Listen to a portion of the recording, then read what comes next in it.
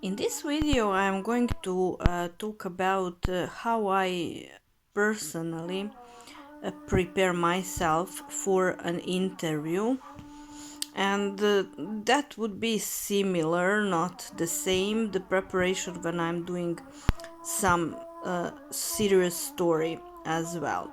First of all, I want to say that this is how I prepare myself. So this is not a rule.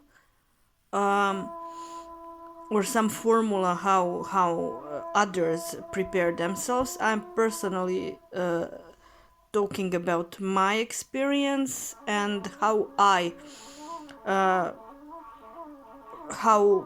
about my personal approach. So when I decide who I'm going to interview, first of all, obviously I need to be interested in that person's life. It's important to say that I'm not an entertainment journalist, so I'm not too much interested in some celebrities in that sensational way. But if a celebrity has an interesting life story, then definitely that is going to catch my interest. So how I'm going to prepare? First of all, I will find every possible ever published story and interview with that person.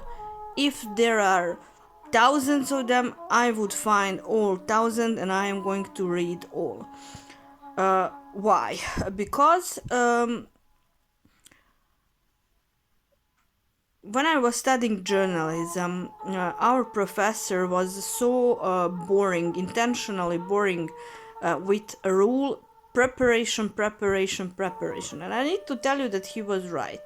Because if you are rushing and you are not prepared well, then your story is not going to be good. As well, I need to say that I don't rush. Now you're going to say, yeah, but how is that possible? There are deadlines and everything. That is totally fine.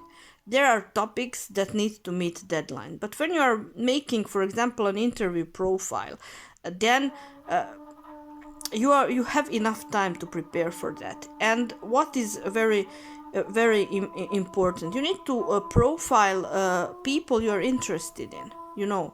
Because as a journalist, you need to suggest a topic if you are working for someone, or if you are working for yourself, what I'm actually teaching here, then you can take as much time as you need. So the first step would be that I'm interested in that person's life story. Then I will dig out every possible story, news, interview on that person, and take my time to read that. When I done that, I have some picture in my head how the interview is going to look like, where is my direction, and what I want to have about that person that so far somebody didn't wrote about that person. Then I have special methods of work when it comes to interview. Of course, methods that are in the range of media law. That is very important to tell you. So I will find additional ways to find more information out about that person using my private lines to find that. I will try to find out informations about person's childhood, about people the person was around when he was or she was younger. I would try to dig out as much as it possible. That doesn't mean that I'm going to use in the interview all those informations, but let me explain you something. Being an investigative journalist is very similar to being a detective, because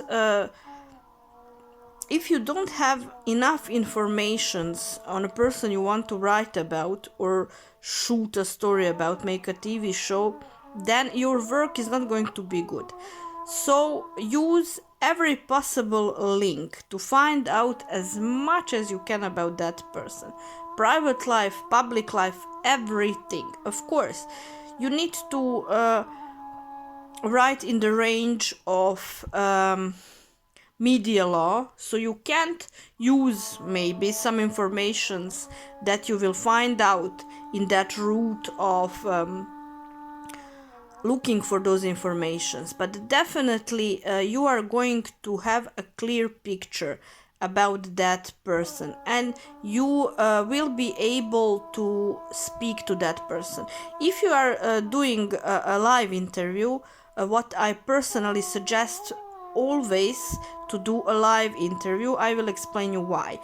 Because when you are speaking with someone face to face, then you can watch the reactions of that person. What is very important for an interview profile, that you can describe how that person reacted on some question and so on. Then what I as well do, today we have internet, so there is an ocean of informations that you can use to prepare for an interview. I will watch video interviews with that person to see how the person is reacting, behaving during the interview, to read the facial expressions and so on, so body language as well. So those are very, very important methods for myself. I'm talking about my personal approach to have a clear picture on the person you want to talk to.